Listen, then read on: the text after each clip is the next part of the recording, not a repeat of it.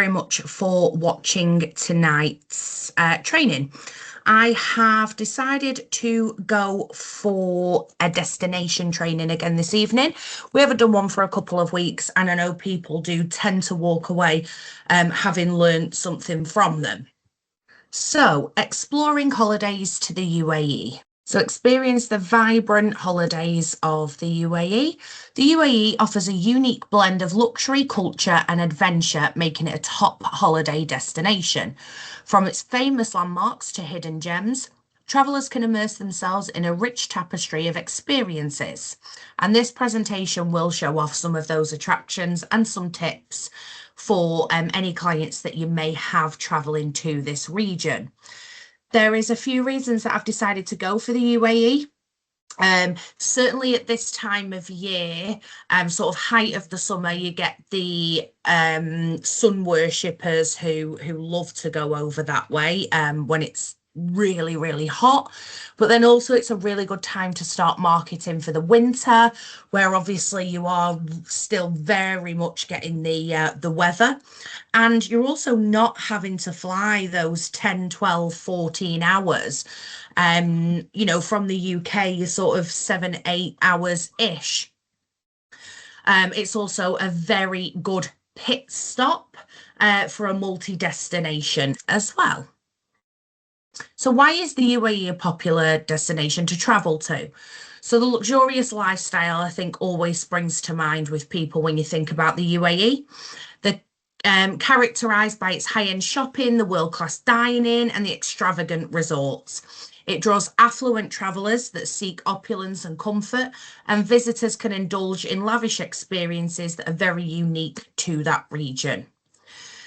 There is a lot of modern architecture, such as the Burj Khalifa, the Louvre Abu Dhabi, and they symbolise the UAE's commitment to innovation and design, which obviously does very much attract visitors that relish in that kind of thing when it comes to landscape buildings, architecture. There is a lot of cultural diversity in the UAE, and it does offer a rich tapestry of cultural experiences. You've got the markets, which obviously are also known as the souks, and you've got art galleries and museums. Again, just attracting another type of client. Part of, once again, the reason that I've done this presentation. And it just means that people can immerse themselves in more of the local heritage.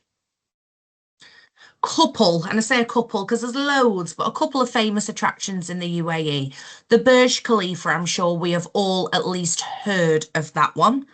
The world's tallest building, which stands at 828 meters tall. And it offers breathtaking views and state-of-the-art amenities.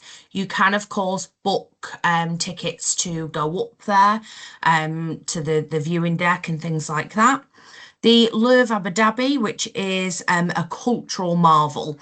Now, I chose that photograph, but when I tell you that there was so many I could have chosen that showed off a different area, a different angle, a different type of art, it looks absolutely gorgeous. But that's exactly what it is. It's an extensive collection of art and artifacts, and it makes it a cultural hub that bridges Eastern and Western art together. And the other one I've popped in there is the Palm Jumeirah. Again, you'll see it on probably every single brochure in one way or another that offers this area of the world. But it's an artificial island, and it's very much known for the resorts that sit within it. Very 5-star, very luxury focused. Stunning views of the Arabian Gulf, which is obviously perfect for any, I mean, look at that, what you do to be there now, I'm sure. And then just a couple of unknown tourist attractions. Again, just to really show you how many people the UAE can be offered to and can be attractive for. So you've got Al Ain Oasis, which is a UNESCO World Heritage Site, and that is a tranquil retreat which showcases the region's agricultural history. It's got date palms all over, as well as a traditional foliage irrigation system. Visitors can explore peaceful pathways, visit the Al Ain National Museum, and enjoy serene environment totally away from that sort of busy hustle and bustle city side of things. And the Hatter Mountains. That provides an adventurous escape with stunning landscapes, hiking trails, and opportunities for different kinds of outdoor activities, such as kayaking in the Hatter Dam. Completely picturesque area, really rich in history, and offers a unique look at traditional Emirati life, including heritage villages and local crafts. So again, very, very different, not what you tend to see on a brochure, not what you tend to think of when you think of, for example, Dubai, you think of the Palm and you think of the Burj and you think of maybe the Dubai Mall, the indoor is it skiing? I think they've got indoor skiing or something like that. They are the kind of things that you think of, not this side of it, but it is very much there, it is very much available and very much worth doing.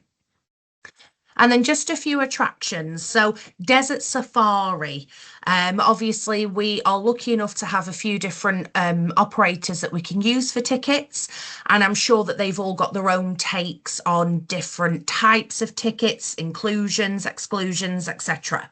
So, desert safaris are a huge experience out there for obvious reasons. They do dune bashing, camel rides. I think they do sand skateboards and all that kind of thing. And obviously your traditional Bedouin culture, but very much an adventure day. Everybody I know that's done it says it's absolutely brilliant. The Sheikh Zayed Grand Mosque, again, when it came to choosing photographs, it was a really difficult one because the inside looks just as gorgeous as the outside. But it's an architectural masterpiece, a place of worship, known for its intricate design, very welcoming atmosphere. It's open to visitors of all backgrounds, and you can get guided tours to really appreciate everything that's going on within the Grand Mosque. And of course, the souks.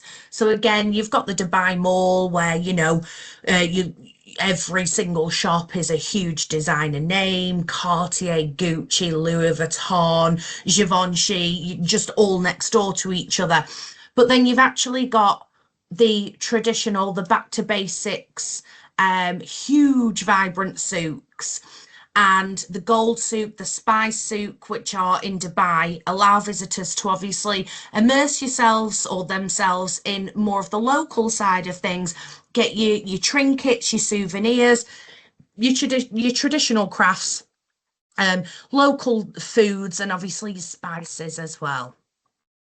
And a couple of less known attractions, because I think that's always worth showing off as well. And again, just opens up the attraction for different types of clients. So the Dubai Miracle Garden. If anybody gets chance, if you're not going to get chance to go out there, please just do a really quick Google search of the Dubai Miracle Garden, because it's absolutely gorgeous. So it features over 50 million flowers, and I'm sure you can see on that photograph there. But the roofs, the sides, everything is just covered in gorgeous multicolored flowers. So they create stunning displays, and it brings along with it a really vibrant atmosphere. And of course, anybody that's going to Dubai, chances are they're looking for a really lovely Instagrammable picture, and you're not going to get more opportunity than somewhere like the Miracle Garden. The Shajar Arts Museum. So that is home to a huge collection of contemporary art, offers insights into the local art scene, and hosts quite a few exhibitions that highlight both local and international artists. Al Kasbah, this is in Sharjah, and it's a cultural hub which features a canal that you can see there, loads of dining options, artistic installations, a really nice sort of different vibe. I mean, you look at that photograph there, and you wouldn't sound silly for thinking that it looked, Italian, and whether or not that's meant to have happened, I don't know. but it certainly does look that way. Or for those of you that are a bit more party, probably something like the Venetian in Vegas. Either which way, it's something completely different. It's a great spot for taking the family for cultural experiences, something different to do. And the Hatter Heritage Village. So obviously we just spoke earlier about the Hatter Mountains, but they do have the Hatter Heritage Village. It's a reconstructed traditional village that provides insight into the UAE's history and culture. Really old houses, artifacts, mountain backdrop, of course, there. Something different once again. Popular twin centres. Now, nowadays, the world is pretty much your oyster, but I just thought I'd put a couple of popular ones down so that when you are maybe looking at marketing these kind of areas or after ideas of where you can maybe twin, I've just popped a couple down here. So no surprise that the Maldives is up here.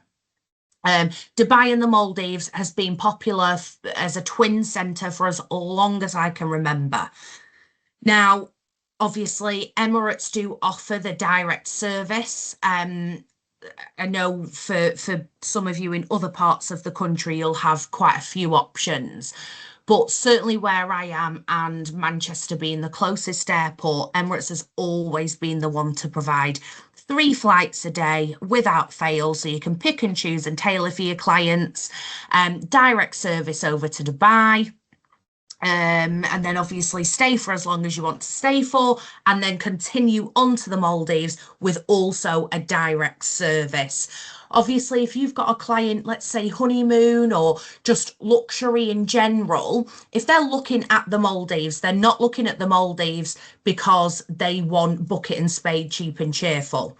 It's obviously it's a luxury hotel, a luxury holiday. So why not even ask the question, do you know what? This is going through Dubai anyway.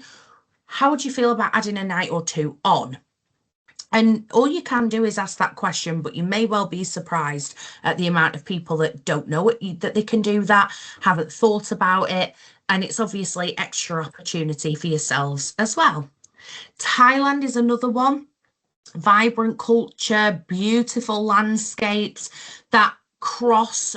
For those of you that joined the training or have watched the training that I did on Thailand a few weeks ago, you wouldn't be surprised for realizing, or you shouldn't be surprised at realizing that there's actually quite a few similarities between the two countries. And what I mean by that is the old traditional cultural side of things meeting that new modern Western way, as they would call it. But again, makes it a really, really popular twin centre. And finally, I've popped India in there. And I've done that because it's somewhere a little bit different. You aren't going to go onto your social media pages, look through other agents' offers and what have you, and see this pop up very often, which to me is always a good thing because, you know, somebody may be thinking about this, might have thought about it, have never come across it before, and not even know that it's an option. So India tying up with Dubai will of course appeal to travellers seeking the cultural immersion. Again, you've got the modern versus the traditional, just something a little bit different, something well worth looking into as a twin centre. No prizes for guessing that I've popped a couple of accommodations in here. I've had to do that because the truth of the matter is this area, the UAE in general, very much so Dubai, but also places like Oman, Abu Dhabi are known for their luxury accommodation. And I could do a full presentation, probably 2 or 3, on hotels and things alone. I'm not going to bore anybody by doing that, of course. But the Burj Al Arab 6-star hotel, you can see it there on the left-hand side. You can also go for food in there and what have you as well. But if you are lucky enough, or if you've got a client who is lucky enough, definite go-to. That is the ultimate hotel. Burj Al Arab, renowned for its sail-like architecture. You've also got the Emirates Palace, very opulent, very gold and red, and sort of oozes that old school rich money, if you like. The Ritz-Carlton, I think the Ritz-Carlton is one of those brands that if you are a Ritz-Carlton goer, you are a Ritz-Carlton goer for life. Just another big name that they have down there. And although I've not mentioned it, this photograph down here is actually the Atlantis, the Palm. And I just had to put that on there because they are infamous for having their underwater suites. You can see there, rather than that being a window, that is literally the fishies all swimming around there. Absolutely unreal. Some tourist rules and regulations. Dress code. So again, I'm sure people already are aware of these kind of things, but when it starts coming to sort of sensitive topics, as I would class these as, it's better for you guys to mention it and that person already know than not mention it and, you know, maybe sort of run into any issues. So modest dress is expected in public spaces. Now, I've put there especially in places of worship, but obviously once you step out of your resort, beachwear is acceptable at beaches and pools and all of that kind of thing. But I think just having the realization and understanding the country that you're going to, you know, having shoulders and things like that covered up, not having, you know, ladies not having maybe like the breasts on display and walking around in bikinis and things like that. It's just not the way that they work. Never have. Don't think they ever will. And I think that people just need to understand and accept that if they are going to an area like this. Respecting the cultural norms. So public displays of affection are pretty much frowned upon. So you just need to be, again, mindful of the sensitivities that they have in place. It's worked for them for forever and ever, and we are going to their country. So just making sure that there's no inappropriate behaviour in public and that people are acting suitable for the area that they are in. Alcohol regulations, so licensed venues only. Public intoxication is illegal.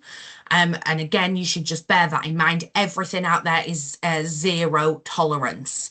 That includes, for example, if you were to have genuinely one glass of wine, one beer, whatever it may be, and I mean one, and you felt absolutely fine and you'd hired a car, if you were to get stopped and pulled over, as much as you would be under the UK's legal limit, you would be